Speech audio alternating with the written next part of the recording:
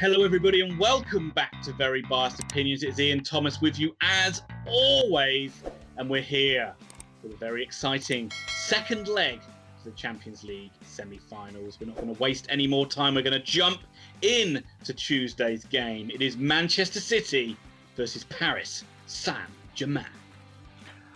Ian, I know we're supposed to talk about teams and stuff, but I am baffled from the previous leg of this. PSG were in complete control. They looked like they knew what they were doing. It looked like City were on their way out.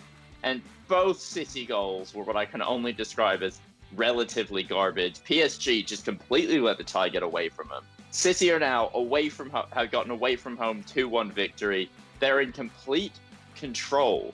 And I think they're going to set up shop here and go through to the final. How do you see this going?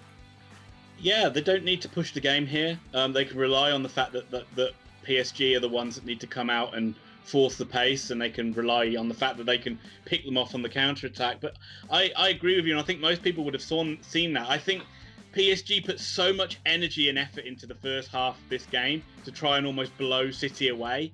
And eventually, the fact that the City were hanging in there and still 1-0, PSG just got tired, and then the mistakes came in, and they just completely lost their rag. And City, without actually being that impressive, were able to just kind of come out with a really good 2-1 win. And I give City credit for maybe maturing as a side a little bit. I think in previous years they would have been a bit overrun, a bit scared by that PSG side, and maybe would have been 2 or 3 goals down before they started to come back. And to be only 1-0.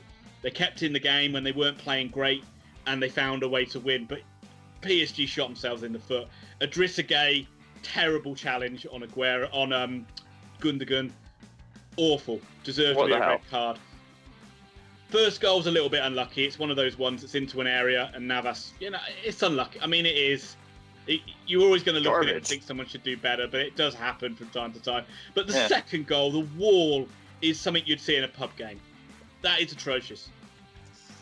I mean, I don't get it. I don't. I think that they've lost the tie here. The only way they win it is if Kylian Mbappe and Neymar just go, well, this is our game and we're going to win it because we're world's boss. That's the only way. But I think Sergio Aguero plays in this game for City. I've just watched him score a great goal against Crystal Palace. He had a hand in the second goal.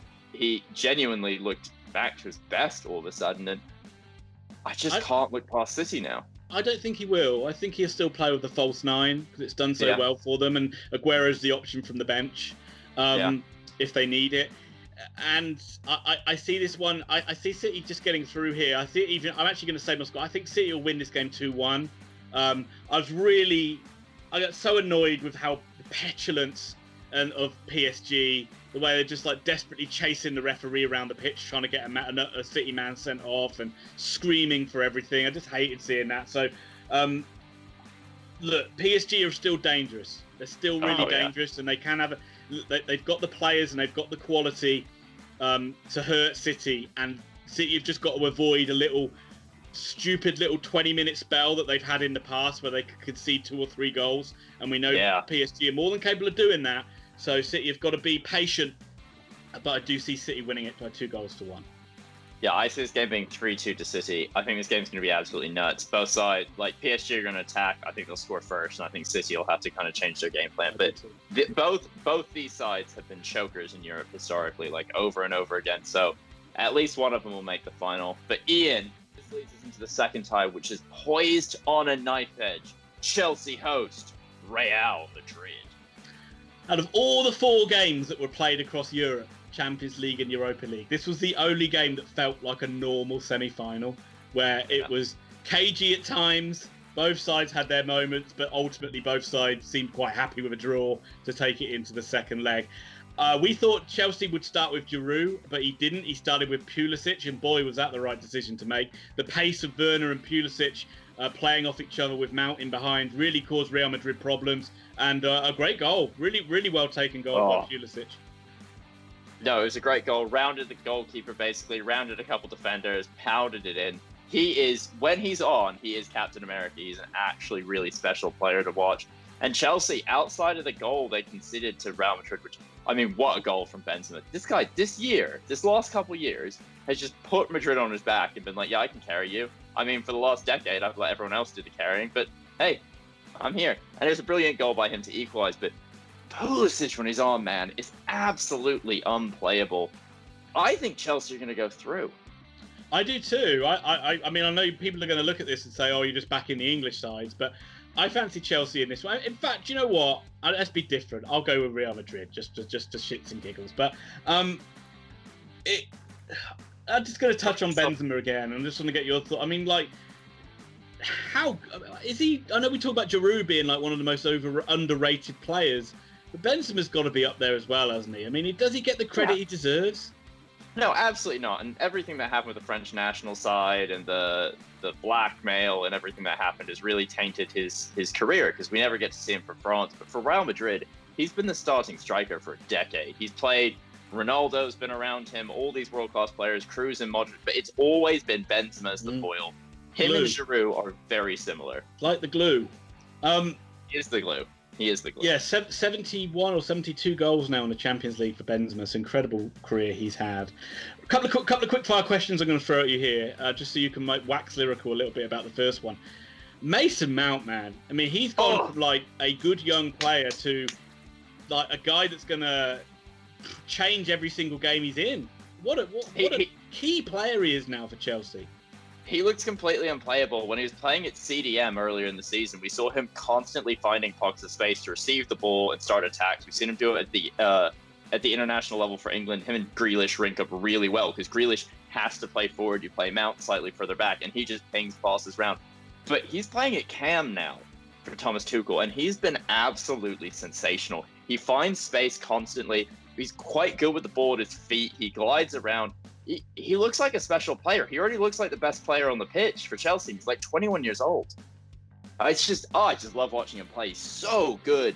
And I think he can unpick this Real Madrid defense with ease. I don't know what those acronyms are, so I'm going to assume CDM is Central Detroit, Michigan. And yes. I don't even know what the other one was. Right. I agree with you, what you said about Mount, but the other one is, I know you've had your question marks over him, and I know you're probably going to not be very full of praise, but do you think Hazard could be a factor in this one for Real Madrid in the second leg? I mean, Hazard's a bit like Gareth Bale, where even if he's 50% fit, I think you have to let him get at least half an hour, if not a whole game in this, because we've seen him so many times win games for Chelsea, and now he's at Real Madrid. When he's on his game, he's not the best player in the world, but he's probably number 5 or 6, right? Like, I don't think anyone would confuse him with Cristiano Ronaldo, Mbappe, Neymar, but he's just below that. He's awesome when he can play. He's been terrible for 2 years. He's been overweight for 2 years. He's been dealing with injuries for 2 years. But, I mean, he just has to score a goal for them, and that's all going to be forgiven, isn't it? Yeah, absolutely. I mean, again, he still is a quality player on his day, and you have to be careful. Yeah. But, right, I'm going to say this one. I think this one's going to be a 1-1 draw, and I'm going for Real Madrid to win on penalties. 1-0 to Chelsea. Okay, well, I think that will do it. I'll leave it for me to close out. Thomas, why don't you quickly thank the Patreon folk, and then I'll close this one out. Yeah, thank you to everyone who supports us on Patreon. If you're enjoying this channel, please check us out. Details on the screen, details down below. And thank you to Grandstand Batters, Robert Allen, Matthew Bowden, and PJ Simpson. You guys helped me keep Ian from leaving to BT Sports, so thank you. Yeah, as I say, the details are on the screen. We've got loads of different tiers, so you can pick the one that's most affordable for you, and they all have their own little perks. But if you don't want to support us on Patreon, that's absolutely fine. Just hitting that like button, and if you like the content, hitting that subscribe button helps us out a lot as well, and we're grateful for any view that we get. We'll be back very soon with Europa League predictions, so stay whatever it is out there, and we'll see you soon.